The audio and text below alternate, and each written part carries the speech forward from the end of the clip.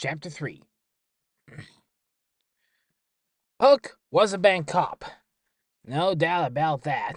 But there were degrees of bent. A patrolman taking his coffee on the house every now and then was one thing. But you get a constable systematically subverting his vested power to knock off drug pilots for crime lordlings, and that right there was a whole other level of corrupt. What set Regents apart were his intentions.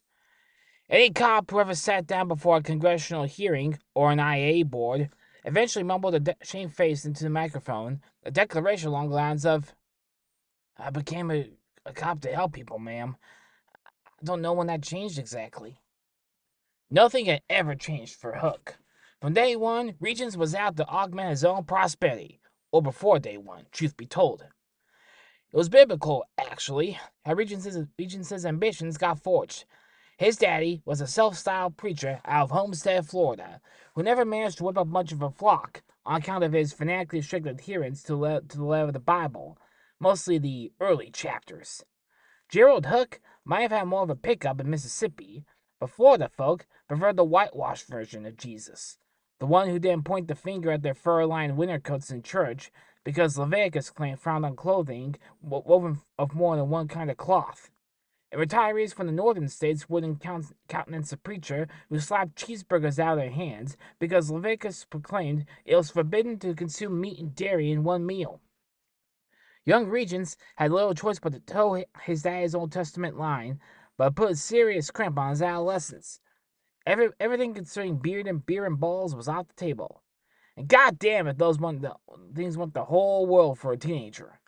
Regents went the traditional route of outright rebellion and got himself spanked for a trouble, actually spanked, on the front yard with his buddies looking on, for flying in the face of Deuteronomy by being a profligate and drunken son. Young Regents, with his face as red as his ass, thought, screw this shit, I'll see that Bible thumper dead and buried.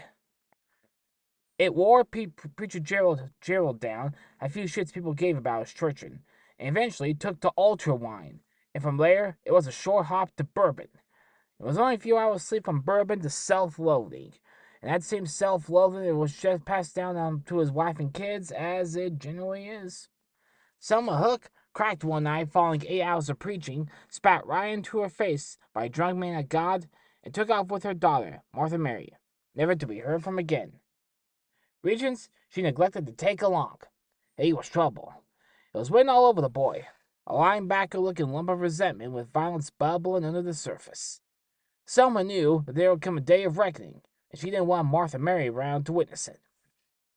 This day of reckoning arrived maybe half a year later.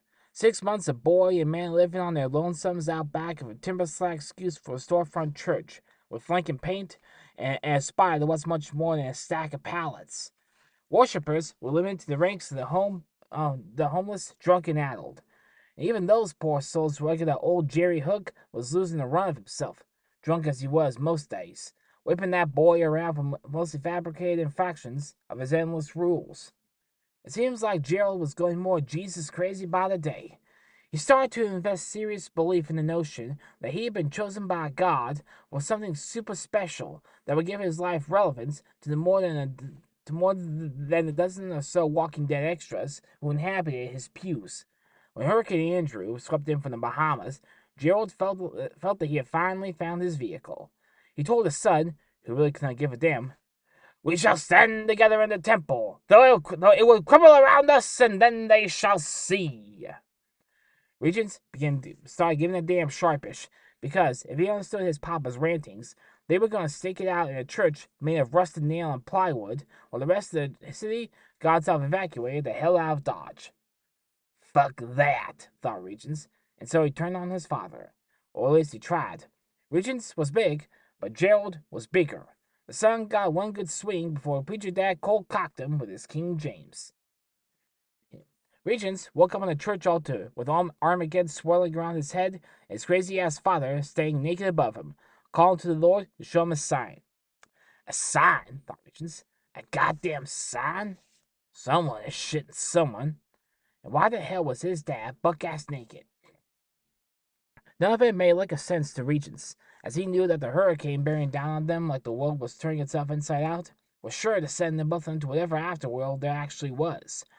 And while the idea of heaven would have been of some comfort at that moment, as Andrew unwrapped the church around them, floating to get the toothpicks, Regents half hoped that the entire heaven thing was bullshit, just so his dad's final thought might be something along the lines of, "Oh hell, I was wrong." One time, some tiny script of Hurricane Andrew landed on father and son, punching the pair straight through to the basement, where they lay gasping and covered in debris, while the feared nature passed above. And miraculously, both Hookes survive.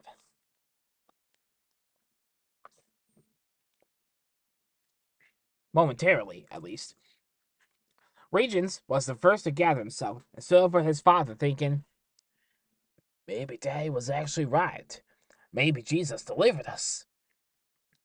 Then Gerald opened his eyes and said, Regents, I pray the Lord did not take you, so my survival would have been all the more miraculous. Also, I would have had cut a tragic figure for my flock. And Regents picked up a jagged plank, staked his father through the heart like a vampire, then lay beside him on the mud floor and waited to be rescued. And right then, lying there with the heavens torn apart above them, young Regents learned that the biggest clouds had the biggest silver linings, if a body was prepared to take advantage of the chaos.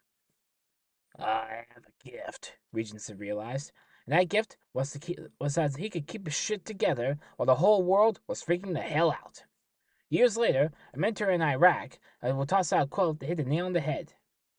If you can keep your head when all about you are losing theirs. The rest of the Brit poem didn't suit Regents' purposes, so Hooke took what he wanted and finished off as follows. If you can keep your head when all around you are losing theirs, then there's serious money to be made. But on this night in the Pearl River Bayou, with his large frame hunched over 6 feet of water, his own cruiser coming down on his head, Hooke knew that there was more than cash on the line. His own traumatic upbringing had granted him the gift of presence of mind, which he employed to lunge out of harm's way. That particular harm, at any rate. There were plenty of other options on the harm menu that night, one being the cottonmouth snake, which Hooke neared to punch in the mouth accidentally while dragging his knuckles to shore. The other being the 12-foot gator, which, shocked awake, was eager to bite something on the ass, but was too ill to zone on the constable. And to top it all off, when Hooke dragged himself out of the churn slop, he was met nose to nose with a red-eyed boar, which took one look at the nervous expression and decided to break off eye contact and back away. Hooke bludgeoned a path through the reeds and stalks, his anger intensifying with each swing of his fists. He was pissed about the boat, yes. So much for bringing the Lodi around with his grand gesture. And he was pissed about the 10 grand's worth of firepower that had drowned with it. But there were always more bullets and more boats. And this negative parish had surf-fed both. In fact, Willard Carnahan's inflatable was moored around the bend, and Hooke would bet his badge that there was plenty of weapons stashed in those cubbies. And a bottle of Willard's moonshine to drive out the chill would be most welcome. What really shook in Hooke's composure was his own confusion. What the hell had just happened? Best he could figure, his grenade had come home like it was on a string. And his long and varied experience on projectiles in general, that class of shit just didn't happen. That grenade didn't operate on any sort of independent guidance system. The direction the person aimed it at was the direction it went. Until today. He grabbed a hold of 2 stakes of cypress and hauled himself over the ridge of the levee, popping onto the river bank. This ain't dignified, he thought, lying here on my belly like a washed-up corpse, and what's more, I'm wide open. Though if he was honest, the lack of dignity worried him more. I get double tapped now, and this is how they'll find me. So Hooke rose, sloughing up his jacket, maybe 10 pounds of swamp crap along with it. Come and get me, asshole, he called into the spectral curtains of Spanish moss. I got plenty in me yet. It was true. Hooke was ready to go toe-to-toe. His drill sergeant back in Polk once marked, You're like the fucking Hulk, ain't you, Private Hooke? The more shit I pile on you, the more you got that glint in your eye. I like that, Prophet. You're a killing machine, ain't you, boy? And Hooke said, Yes, sir, Sergeant. A killing machine is what I am. But he hadn't said it aloud, like he'd been trained to. He said it real quiet, like the words came from his heart. The drill sergeant needed to clap his camos, and he didn't trouble Hooke too much after that. Hooke had a glint in his eyes now, and there was nothing he would like more than to go rampaging across the length and breadth of this godforsaken island, hunting down Ivory's boy. But then there made a couple of explosions that would draw attention, and his sidearm was no doubt clogged with shit.